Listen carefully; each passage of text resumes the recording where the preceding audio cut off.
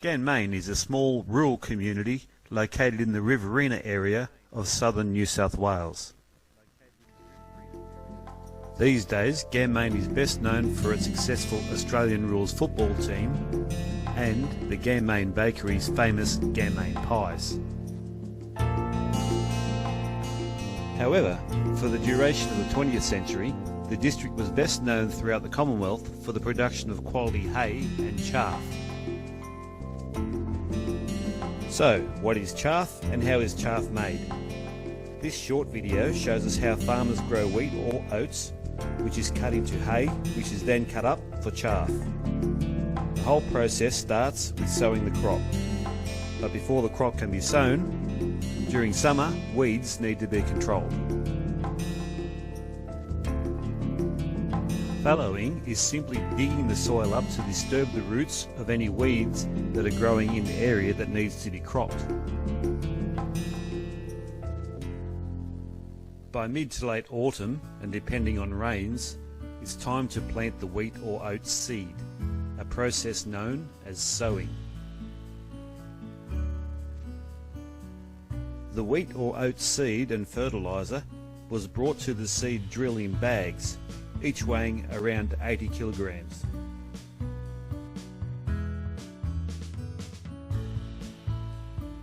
The seed and fertiliser are placed into the combine, which controls the rate and depth of the seed placement.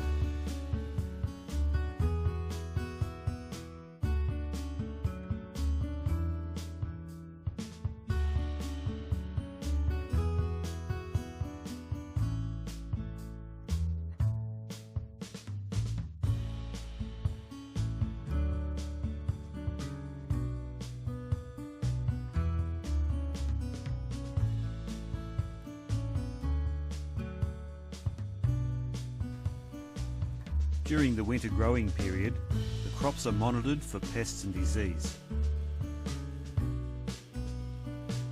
And, as long as the weather is right, and depending on rainfall, come spring the farmers start to prepare the machinery for the upcoming harvest.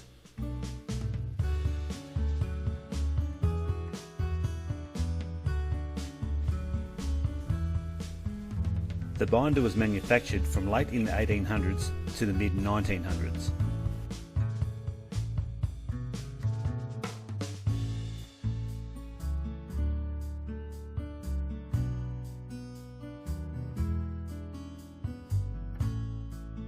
A binder cut the crop off close to the ground. The cut hay would then be elevated to where it was bundled up and tied with string to form a sheaf. The sheaves were ejected out of the binder onto a carrier. When several sheaves were collected, the binder operator would drop the collected sheaves onto the ground.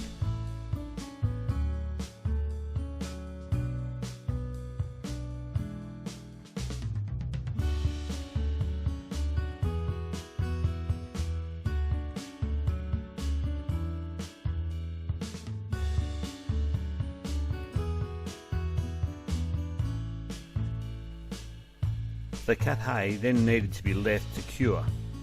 To lessen the effects of the weather, the sheaves were arranged into a small teepee-shaped stack known as a stook.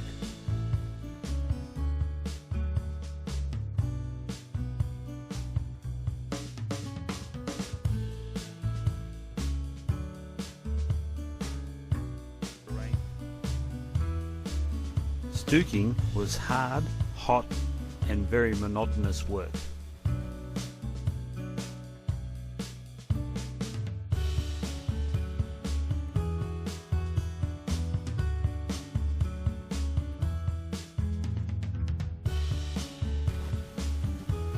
Once the hay had cured, the sheaves were collected and stored until it could be cut. The hay was stored by stacking into large haystacks. Each sheaf is placed into position by the stack builder, assisted by one or two assistants known as the sheaf turners.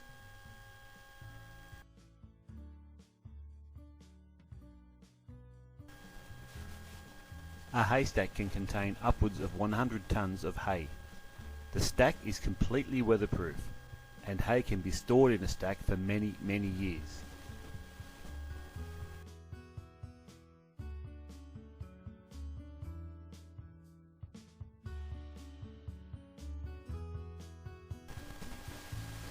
Haystacks like these once dotted almost every farm in the district and beyond.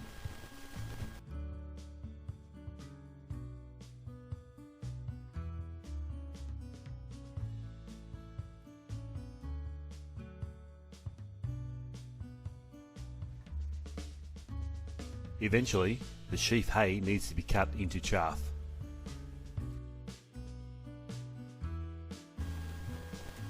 Mobile chaff cutting plants were contracted to cut the hay into chaff. Each plant was operated by around a dozen men.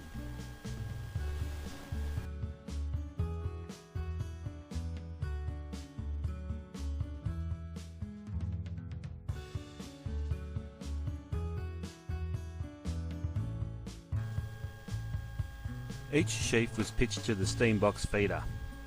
The feeder guided the hay into the steam box after cutting the band of the sheaf. The steam was applied to the hay to soften it and provide a better cut. The cutter feeder guides a constant flow of hay into the knife box, where sharp blades on a wheel slice the hay into chaff. The blades of the knife wheel are changed and sharpened regularly. The cut chaff is then directed into the bagging chute, where the chaff is slightly compressed as it enters the bag.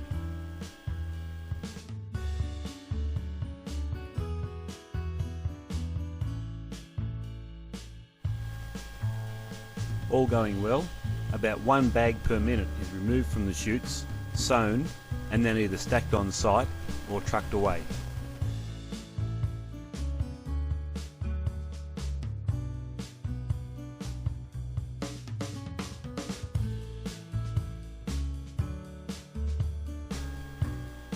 Up until the late 1970s, the chaff was loaded onto rail trucks for transport to market.